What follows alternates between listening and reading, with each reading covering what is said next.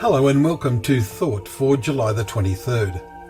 Our readings are 2 Samuel chapter 8 and 9, Jeremiah chapter 13 and Matthew chapter 24. And our thought is, a time of great tribulation such has not been. The Olivet Prophecy, as most of today's reading of Matthew 24 is known, is full of challenging language about events future to that time. Jesus, in this chapter, gives clarity to his parable that we looked at in chapters 22, verses 1 to 14. In verse 7 of the parable, talking of the Jews, Jesus said, when the king heard that he was angry and sent his armies and destroyed those murderers and burned up their city, of course the context being of the Jews who rejected his message. And so the Roman armies destroyed the city of Jerusalem and the temple worship in around AD 70.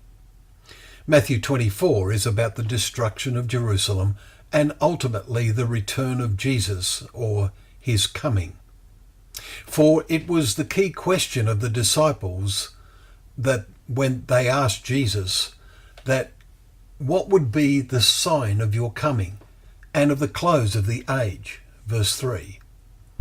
Part of his answer is to say, if those days had not been cut short, no human being would be saved. But for the sake of the elect, those days will be cut short. Verse 22.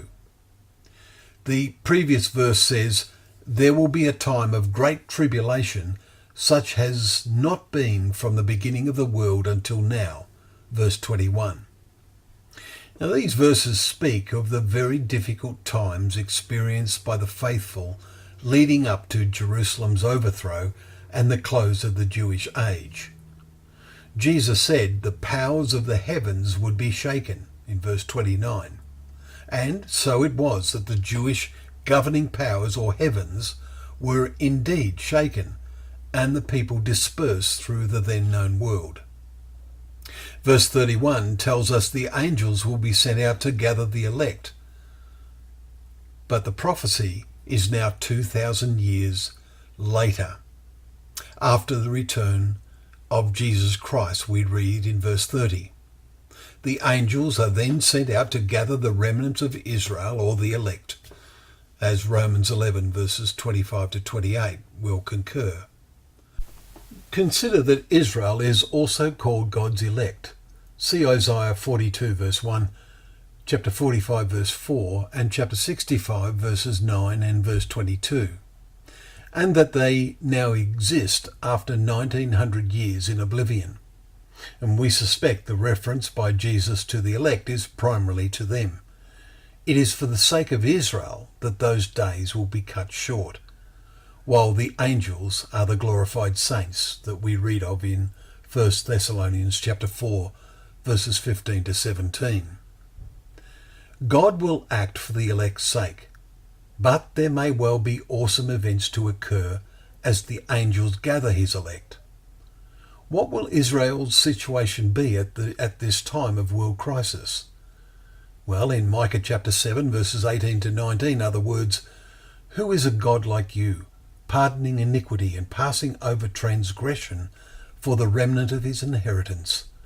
He will again have compassion on us.